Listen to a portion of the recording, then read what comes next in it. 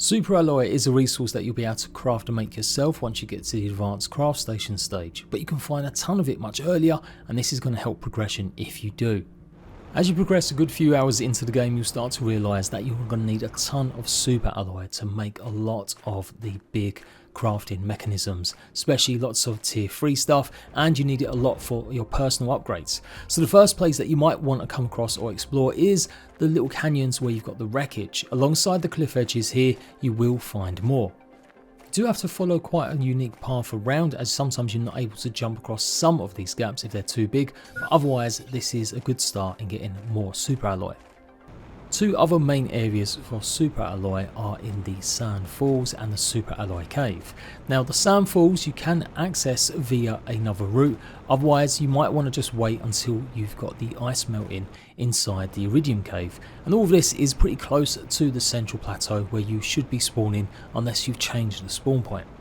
If so, just check the coordinates in the bottom left there if you have chose somewhere a little bit tougher, but normally only experienced players would have done that, and you probably know exactly how to get a super alloy. Anyway, go through the cave, and this area here will be covered in ice, and it should melt relatively early in the game.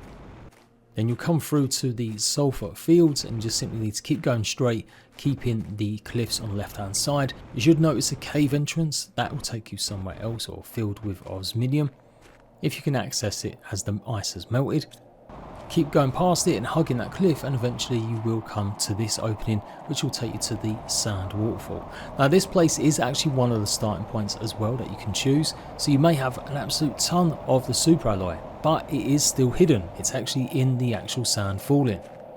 If you scour through this area good and proper, you should find an absolute ton of it. Just don't go trying to climb the sand dune cliff there, just keep looking through the sand until you find more. And yeah, this stuff I don't think necessarily will regenerate.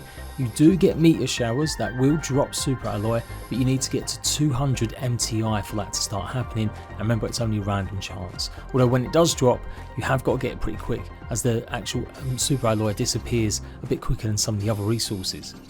If the ice hasn't melted yet and you really want to get hold of some, you can actually find another way. You need to go past the entrance to the iridium cave. You can see the wreckage there. Keep the cliffs on the left hand side of you and just follow it all the way round. Bring enough so you've got an oxygen pod, as there is going to be a lot of it that you want to grab hold of, and you might need to take some time.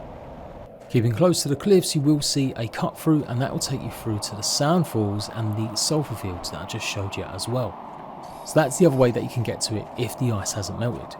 Now though, we're going to keep going because we're going to head over to the super alloy cave. You can see I've already got a compartment to give me some quick oxygen. Here's where you want to eventually bring a tier 2 ore extractor, and this is how you can keep mining lots of super alloy instead of only being able to find it or rely on drops from meteors. Now, this is an important part of the story. You will be coming here to go through these doors eventually. I'm not going to spoil that. What you are meant to do is put a tier 2 extractor pretty close to the door as well. Don't have it near the edges of the entrance, otherwise you won't necessarily get the super alloy.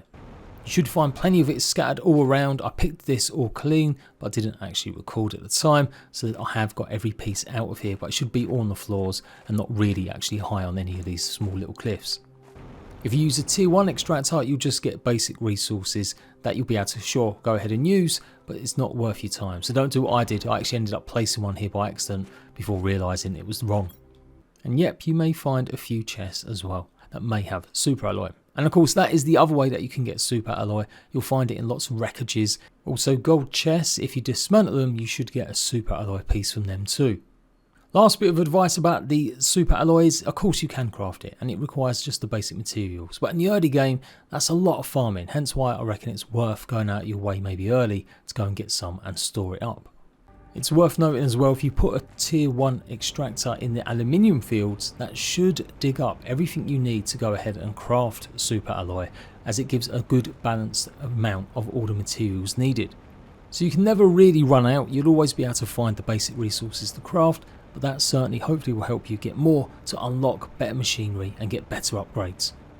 You literally need so much of the super alloy for all of your crafting as you progress, for all your nuclear power, bigger backpacks. Pretty much every component of the later game construction requires super alloy. So yeah, stock up now. Craft it yourself from ore extractors in the aluminium fields, and eventually once you get to 200 MTI you should start to see meteors, and eventually once you get your tier 2 ore extractor, pop it inside the super alloy cave.